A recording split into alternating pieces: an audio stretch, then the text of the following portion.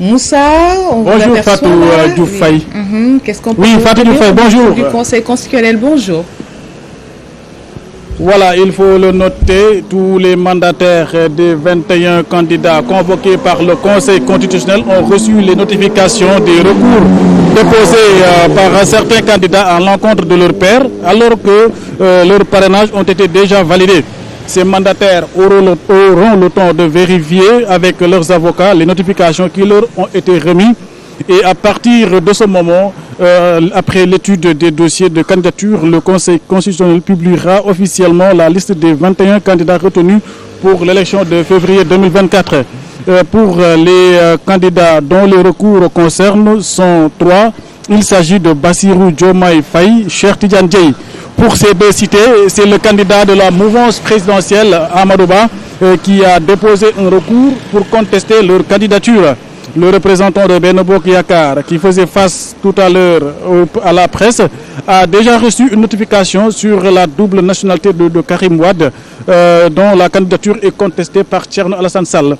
Interrogé sur le sort, sur les motifs du dépôt de recours par son candidat, il a esquivé cette question, tout en estimant qu'il représente seulement le candidat Benno Bokk Yakaar, mais le mandataire de la coalition de la mouvance est mieux placé pour s'expliquer sur ce sujet qui est empêché et qui n'est pas raison pour laquelle il n'est pas venu aujourd'hui. L'autre recours concerne Karim Meïssa Wade. Il faut préciser que Karim Meïssa Wade est indexé par Thierno Alassane Sall qui conteste la double nationalité du candidat du PDS. Mais en tout cas, ce qu'il y a à retenir, certaines rumeurs circulaient pour dire que Mohamed Boun Abdallah Dionne, Aly Ngouille Ndiaye font partie des recours, sont indexés par les recours déposés par le candidat de Benno Bokk Yakaar.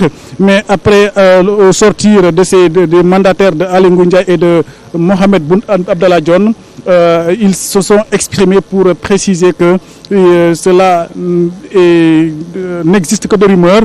Les recours ne leur concernent nullement pas. En tout cas, si on se fie à ces deux mandataires des candidats à la candidature pour l'élection 2024.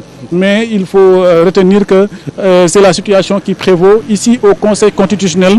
Tous les candidats ont tous reçu les notifications des candidats, les notifications des recours qui ont été déposés au sein du Conseil constitutionnel pour contester les candidatures de certains candidats à l'élection présidentielle. Fatou Diouf Faye.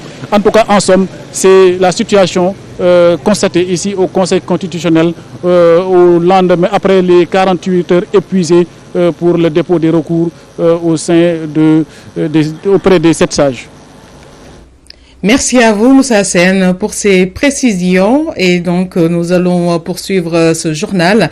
Et c'est pour aborder ce débat sur la double nationalité de Karim Wade. Maître Abdoulaye Tine lave à grande eau le candidat du PDS. Selon l'avocat, Karim Wade a bien respecté la procédure légale de renonciation à la nationalité française. Maître Abdoulaye Tine.